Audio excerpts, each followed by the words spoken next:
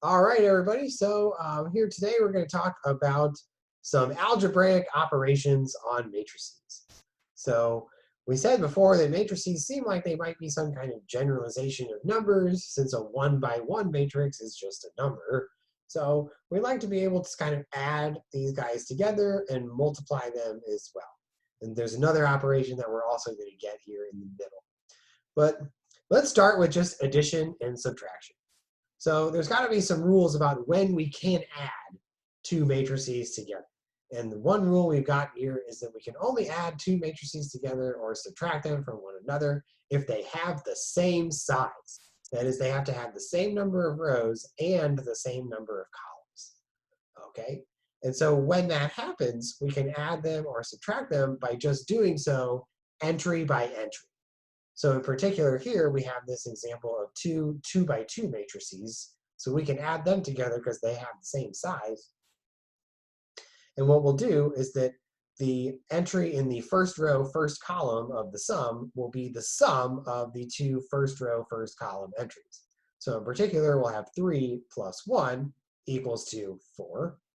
And okay, similarly for the rest of the entries. So we have 2 plus 9 equals to 11.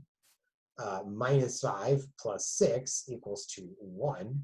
And 8 plus minus 2 equals to 6.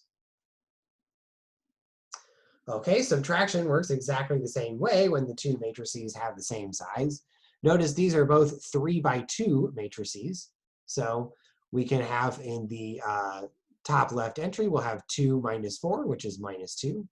And then we'll also have 8 minus 10, which is minus 2 as well.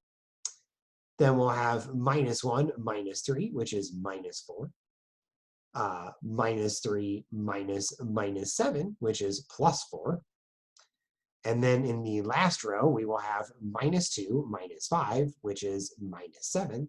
And 12 minus 5, which is plus 7. Awesome. Okay, and then notice this last one here, we have a 2 by 3 matrix plus a 2 by 2 matrix.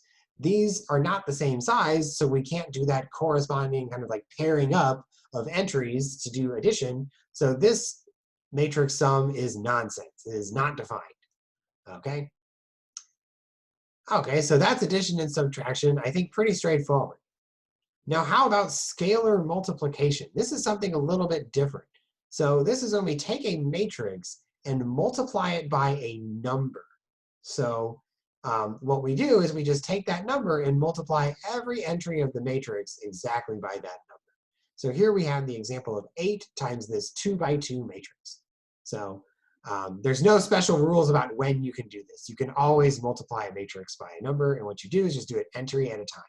So we'll have 8 times 5, which is 40 in the first entry, and then 8 times minus 1, which is minus 8 to round out the first row. Then the second row becomes 8 times 1/4, which is 2, and 8 times 9, which is 72. Okay, and then we can kind of cleverly combine these two operations of addition and subtraction, or scalar multiplication, and do kind of all of them at once. So here they've given us two matrices, A and B, and they ask us to find 2A plus 3B. Well, first I'll find 2A. Notice that I'll just take A and multiply all the entries by 2. That gives me 18 minus 2 and 0 in the first row, and 6 minus 4 and minus 14 in the second row. And then I'll make the matrix 3B by taking B and multiplying every entry by 3. That gives me 15, 18, and 6 in the first row, and minus 9, minus 3, and 27 in the second row.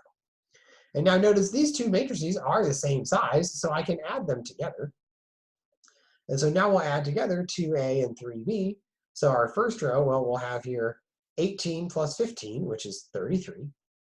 Minus 2 plus 16, or minus 2 plus 18, sorry, which is 16. And 0 plus 6, which is 6.